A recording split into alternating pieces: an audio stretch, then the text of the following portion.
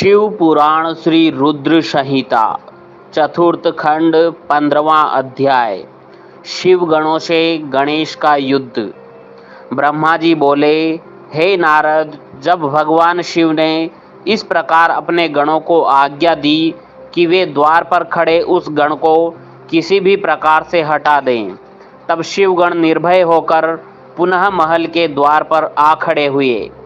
उन्हें देखकर गणेश जी हंसने लगे और बोले कि तुम फिर से आ गए।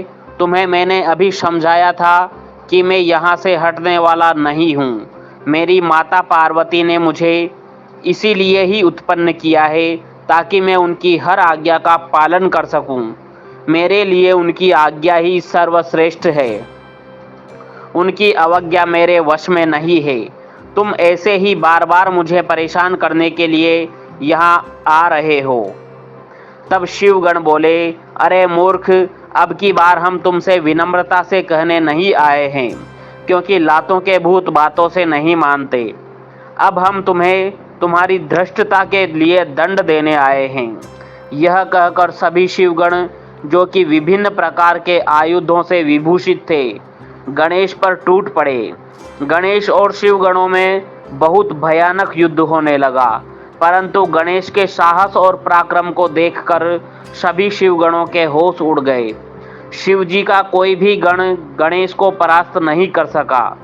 गणेश ने अकेले ही अनेकों शिवगणों को मार मार कर घायल कर दिया और वहां से भागने को विवश कर दिया। तत्पश्चात पुनः महल के द्वार पर डटकर खड़े हो गए। तब सब शिवगण घायल अवस्था में शिव जी के पास पहुँचे और उन्हें सारी बातें कह सुनाई। हे नारद, तभी मैं और श्रीहरि भी भगवान शिव के दर्शनों के लिए कैलाश पर पहुँचे। वहाँ हमने भगवान शिव को इस प्रकार चिंतित देखकर उनकी परेशानी का कारण पूछा। तब शिव जी ने कहा, हे विधाता, हे विष्णु, मेरे महल के द्वार पर एक बालक हाथ में छड़ी लेकर खड़ा है और वह मुझे महल के भीतर नहीं जाने दे रहा। अतः मैं यहाँ खड़ा हूँ। उसने मेरे गणों को भी मार पीट कर वहाँ से भगा दिया है। ब्रह्मा जी, आप जाकर उस बालक को समझाएं। तब मैं भगवान शिव की आज्ञा से गणेश को समझाने के लिए गया। मुझे वहाँ आया देखकर गणेश जी का क्रोध और बढ़ गया और वे मुझे मारने के लिए दौड़े। उन्होंने मेरी दाढ़ी मूछें नोच डाली और मेरे साथ गए गणों को प्रताड़ित करने लगे। यह देखकर मैं वहां से लौट आया।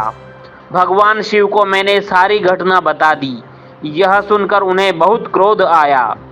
तब शिव जी ने इंद्र सहित सभी देवताओं, भूतों, प्रेतों को गणेश जी को द्वार से हटाने के लिए भेजा, परंतु यह सब व्यर्थ हो गया।